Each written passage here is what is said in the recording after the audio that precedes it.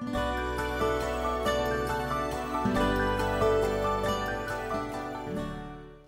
everyone, it is so great to be with you today on Read Through the Word, and it is May the 25th. Now, I have to tell you, today's lesson, I had to fight for it. I really did. And before I even turned on the camera to start recording, I was having this conversation with God about Solomon, because I'm just having some problems with him. I'm reconciling what he's doing and the way that he's living his life so extravagantly, knowing that God promised that in his dream to him, that he was going to bless. And Solomon never asked for any of this. All he asked for was wisdom. I'm hashing out my thoughts with you, kind of like we're in a small group together, okay? So knowing that he didn't ever ask for any of that. He only asked for wisdom. And God promised him wealth. He promised him prosperity. He promised him power. He promised him all of these things. Knowing how he would handle it. And still continuing to bless him with those things. So maybe you can kind of see my rub. Does God bless us?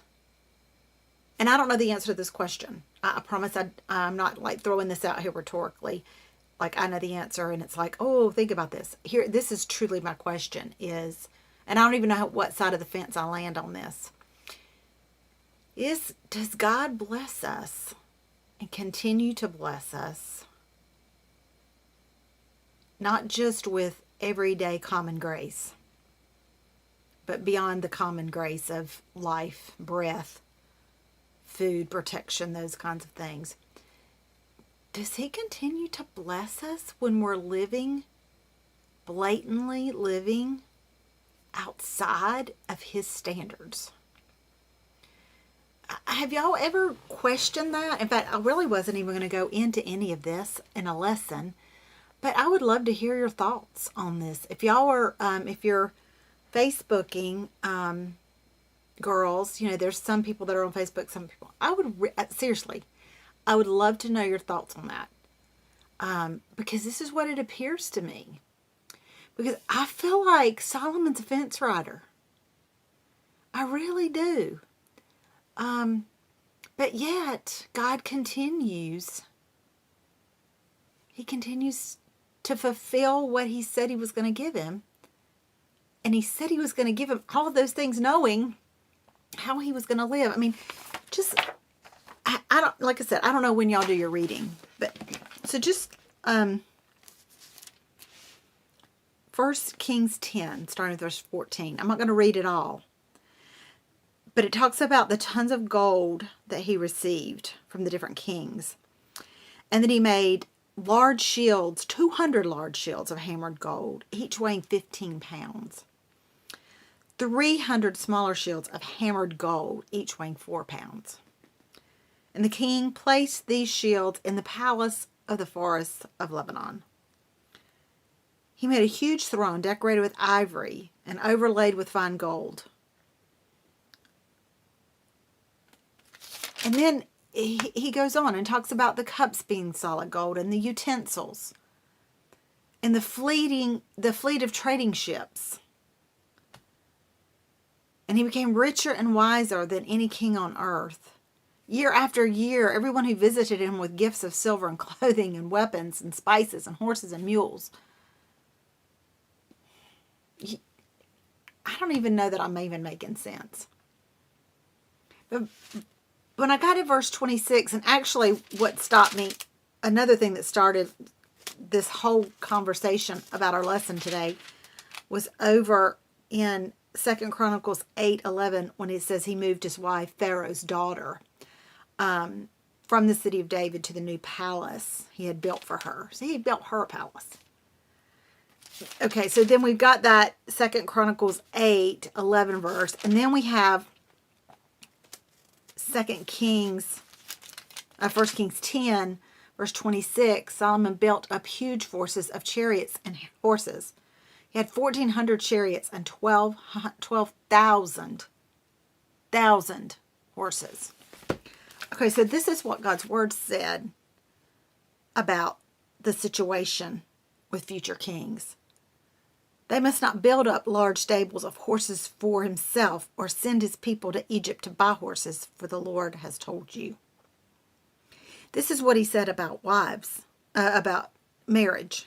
This explains why a man leaves his father and mother and is joined to his wife, and the two are united as one.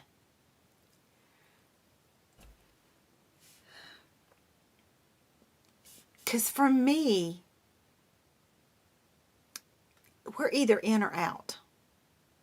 We're all in or we're out with our faith.